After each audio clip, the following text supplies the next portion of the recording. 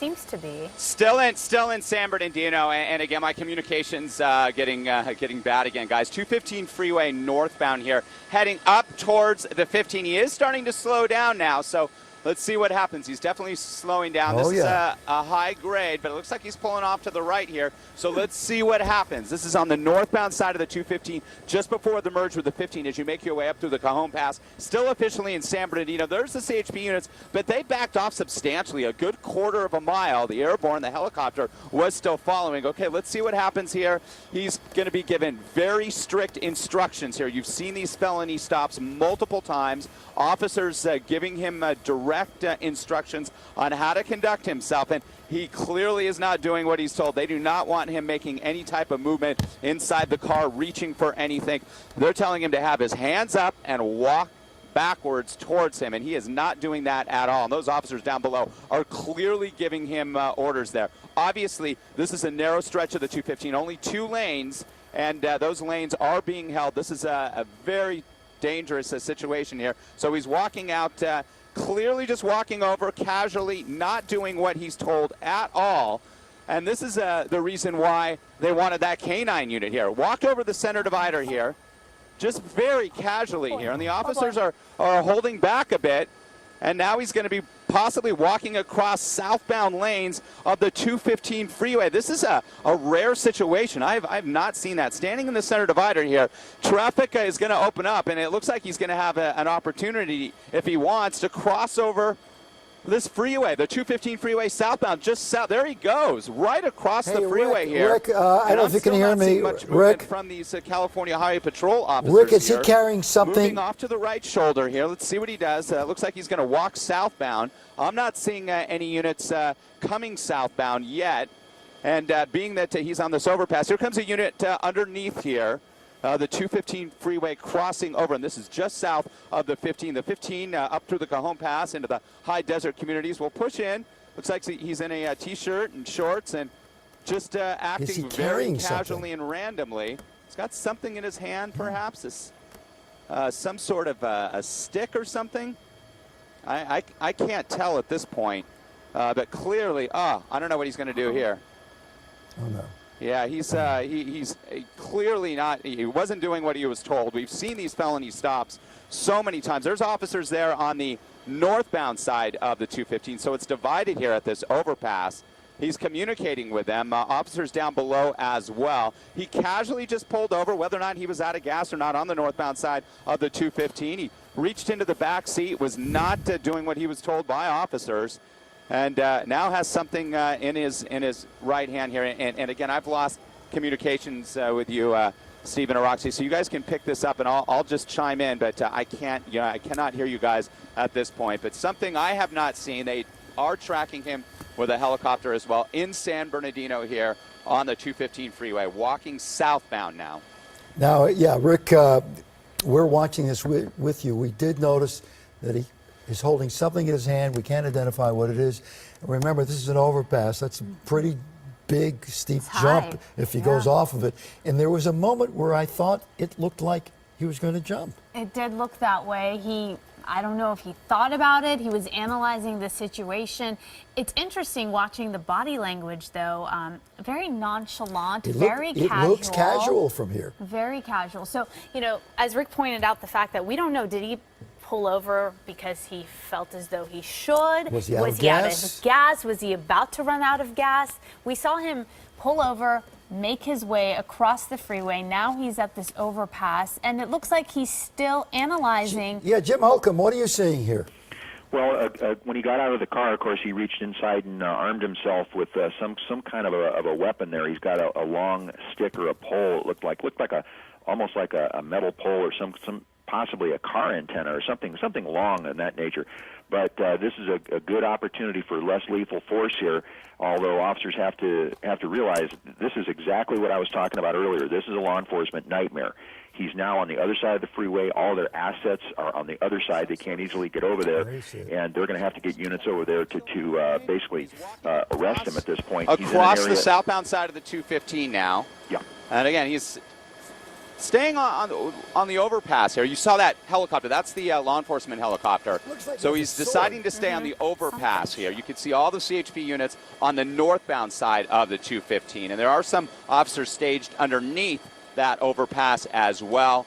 And traffic just keeps going. I'm surprised the CHP has not stopped traffic on that southbound side. Ran a unit up there, crossed over, and perhaps attempts to hold the southbound side of the 215 freeway here because, again, an erratic suspect here, a stolen vehicle suspect out of Beaumont. This started well over an hour ago in Beaumont, made its way into LA County on the 60 freeway, past the 57, towards the 605, north on the 605. Then he picked up the 10 and took the 10 all the way into San Bernardino, transitioned to the northbound side of the 215 freeway, and then made his way north on the 215 to this point, just below Devore, just south of Devore, where the 215 and 15 freeways meet. He slowed down, he pulled over.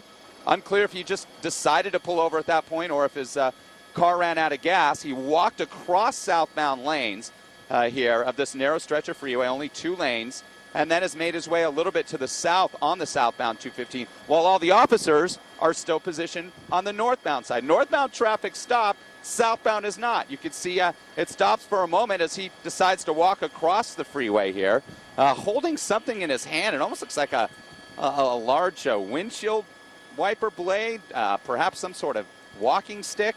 It does not look like a weapon, that is for sure, at least from our vantage point up here in Skyfox. A lot of traffic coming southbound on the 215, trucker traffic, motorists coming from Devore, the high desert communities. Again, this stretch of the 215 meets up with the 15 through the Cajon Pass and takes people. A tank driving by there, as you can see, and he's just sitting up on the ledge here on this overpass of the southbound side of the 215 freeway here in San Bernardino, the far northern portion of San Bernardino near the border of Devore. CHP units below, underneath that overpass, and also on the northbound side of the 215. Now they are holding traffic. We'll widen out a little bit on this street, and we're going to try to get you a street here. If we pan left just a little bit and look in to that intersection, if we push in, we don't want to lose this. We'll see what street that is. But as you can see, he's just deciding to position himself on that overpass. And here's the street right here. It is Palm Avenue. So this is Palm Avenue in San Bernardino. Palm Avenue, east and westbound blocked here. 215 freeway, though, where he's sitting on southbound side is still open at this time. I'm still waiting to see if a CHP unit. I am seeing one up ahead now. Now there is a cruiser, a CHP cruiser, who appears to be making his way up so he can block traffic to keep things safe. And there's an officer there doing just that. So the suspect, the stolen vehicle suspect, this is a standoff situation now, guys. He's on the overpass here of the 215 freeway southbound in San Bernardino. Palm Avenue down below, it's blocked. Both sides of the 215 north and southbound are now blocked to keep motorists safe, and the waiting game starts. Jim Holcomb is with us as well. He's sitting, he's waiting. What do you do now? Well, right now, Rick, again, the priorities have changed. We started out trying to capture him. Now they're going to go into the mode of trying to protect him. I think he's very, very tactically positioned himself on that off-ramp. If he was not there, the officers could simply approach him, give him orders to get down on the ground and use less lethal weapons. At this point right now, they have to consider the fact that he might try to jump over that freeway. Now, he may or may not have that. It may just be a tactic on his part, but that is something they have to deal with. Now they're in the let's protect him mode, and let's get this guy into custody. He likes to stay on the freeway. He knows, I think he pretty much knows that he's got him at bay because of what I just said, and the item in his hand is a weapon, is considered a weapon if he uses it aggressively toward those officers. Although I believe they could get close enough to use less lethal on him, the farther he gets away from the edge of that freeway, the more likely that'll be able to be done.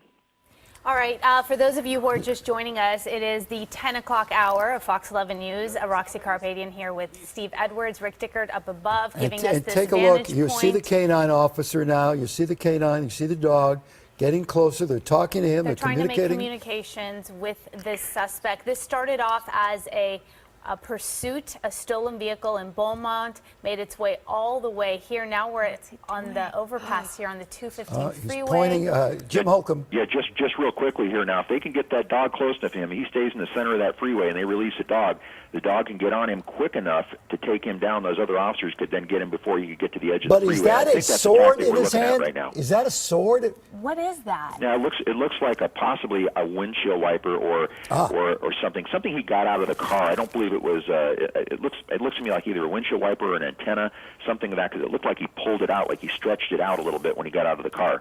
So right now, very tactically, the officers are getting close enough, talking to him, engaging him in conversation. When they get close enough, they're going to probably release that dog, and that dog will be on him in a couple of seconds. All they have to do is just prevent him from getting to one side or the other. So if he moves over to the side of that freeway, that's going to limit him. But he is in a perfect position right now as they inch just a little bit closer to him. And as you can see, they've got two other officers. Looks like one of them with a beanbag shotgun down to the right, which would be less lethal force. And of course, they have another officer there. So they've got enough people there to take him down if they can just get him before he can move over to one side or the other. So we were watching his body language as he pulled over and got out of the car and made his way onto the overpass here on the 215. Even took a seat for a while, tried to kind of figure out the scene, figure out what to do next. Very casual, very nonchalant. Although watching him now, it seems as though his body language is changing a bit with the way he's communicating with the officers and whatever he's holding, whether it's a windshield wiper or a stick or a sword, what have you. It seems like he's waving it, getting a little bit more intense and aggressive. Well, what we call this is negotiation, Roxia. We're talking to him, he's talking to them. It's almost like a car salesman. As long as he's talking to you and you're talking to him, that's a good thing, no matter what he's saying. The canine officer, you can see him kneel down right down there with his dog. So he's got a little release clip on that dog's collar, and he's just assessing and judging how fast can his dog, as he knows his dog, how fast can his dog get to that individual before he can get to one side or the other of that freeway overpass, and that's what's going on right now. Is when is he going to release that dog? Right. So how does this work? How long do you negotiate?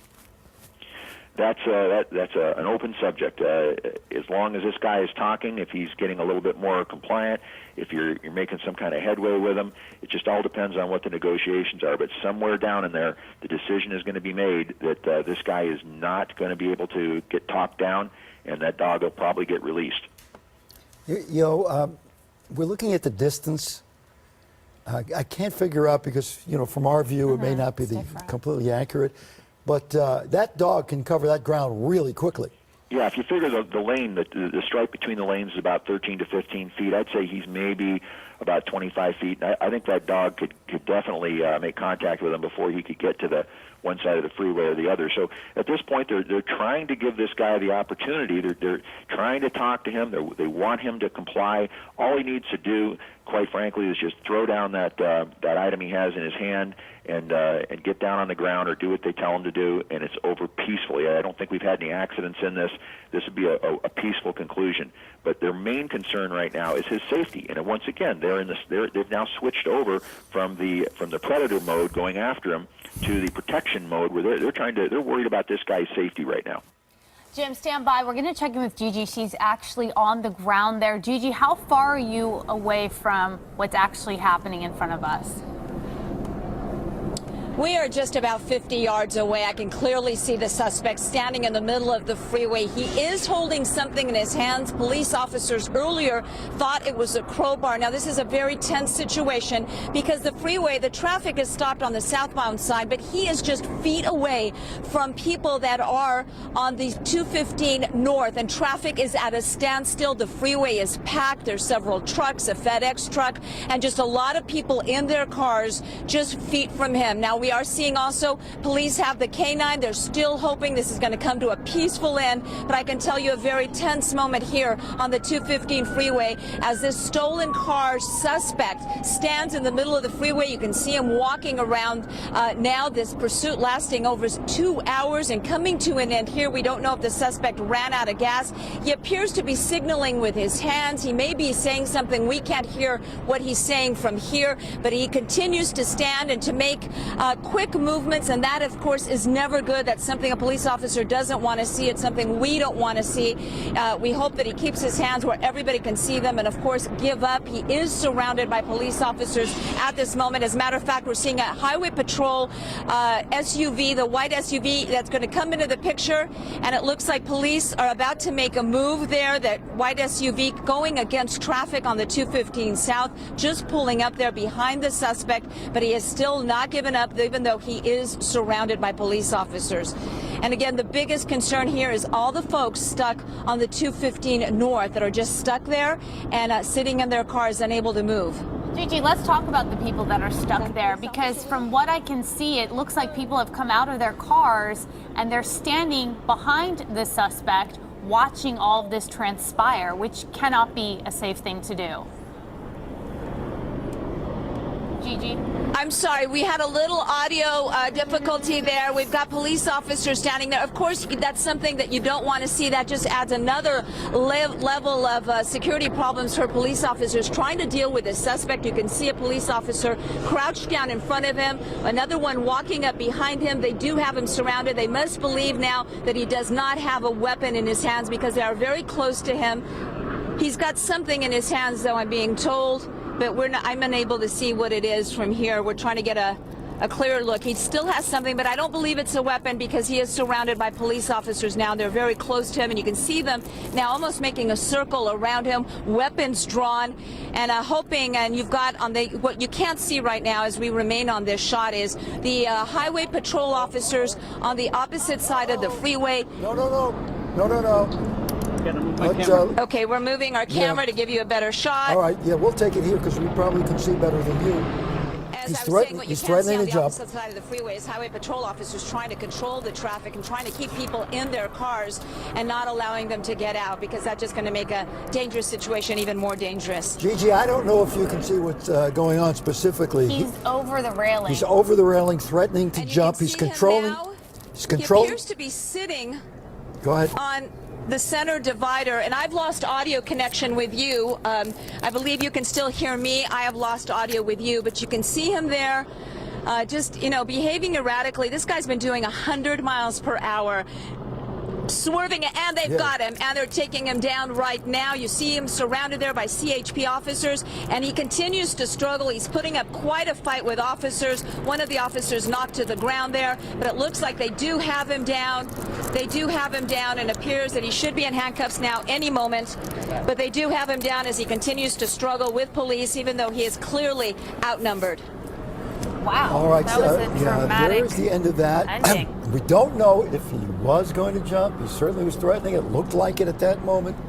You don't take any chances at that point. But they got him before he could. They snuck up behind him.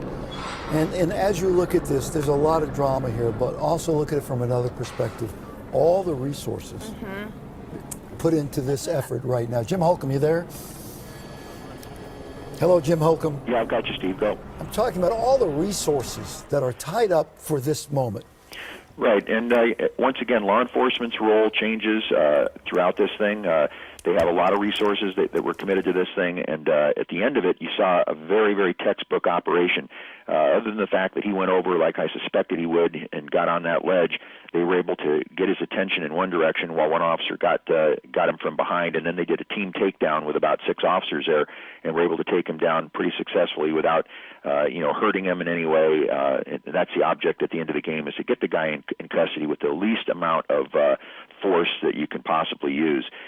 This was very textbook, and I got to take my hat off to everybody. They certainly took their time with him. They didn't rush him. They let him talk, and he basically controlled the outcome of what happened, and it was a very, very well textbook operation. All right, Jim Holcomb, thank you. Thank you Rick, so thank you. much. Gigi. What we'll do now is, as this has come to a conclusion, we're going to take a break, and then we're going to move out. We're going to have Lisa Breckenridge and Maria Sansone join you for the rest of your 10 o'clock newscast. We'll be right back.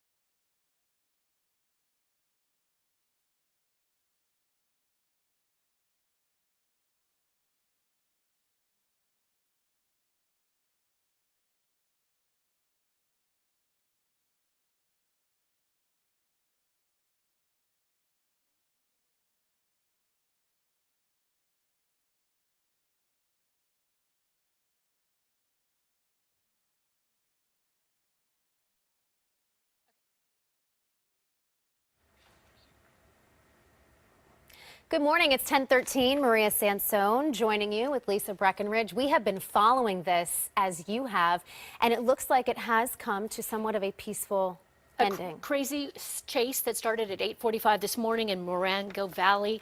That's just west of Joshua Tree National Park in Riverside County. It came in as a stolen vehicle. This pursuit was back and forth on the freeway, speeds of 100 miles an hour. The driver, the suspect, throwing things out the window the entire time, cigarettes, bags, you name it. Finally coming to a stop here on this freeway overpass at Palm Avenue on the northbound 215. At one point, we thought he was going to jump. He kind of was standing in the middle of the freeway there on the overpass for some time in this little bit of a 10, 15-minute standoff with the authorities. It's when the car stopped that things got strange. We see pursuits all of the time. Usually the suspect gets out of the car and complies when they know that they have nowhere to go. That was not the case with this suspect. We have some video now of when this pursuit was just ending and how it all came to an end. There you see the suspect sitting on the ledge, obviously threatening to jump. When that officer went up, pulled him down, he did not go down without a fight. You can see him kicking, shoving, kicking that one officer down below. They had to get him out of there to safety, and it took, what, 8 or 10 guys, 8 guys there. Yeah. They had a dog on the standby. They had beanbag rifles if needed, whatever it was going to take. And again, we don't know what he had in his hand for a good deal of it. A windshield wiper blade, but at the beginning, it appeared to be know. a sword. We weren't sure, yeah, so he went kicking and screaming, and as you can see, it took so many officers to get him down. And when he got out of his vehicle, it was that scary moment where he was acting very peculiar. He was walking in a manner that was so nonchalant. It looked like he was going to walk in front of moving traffic at that point. It did. Okay, so again, this is the end of a chase on the 215 freeway overpass by Palm Avenue. You can see an up-close shot right here. This is a look at the man who has basically been taking authorities on this crazy high-speed pursuit. I believe we have Gigi Graciette there on the ground. Gigi, can you talk to us? We're supposed to change everything. Okay, we are standing on the freeway just a few feet away from the suspect. His leg is bloodied. Both legs are actually bloodied. We don't know how he was injured. You can see the blood there. He's got a sock soaked in blood. His knee is been wrapped up by the CHP officers. He is rambling on about work and why he wanted to work, and let's see, he's talking a lot here, so he can't get a job. I can't afford shelter. Downtown let me down. Skid Row let me down. Society let me down. I came out of prison and I did everything I could.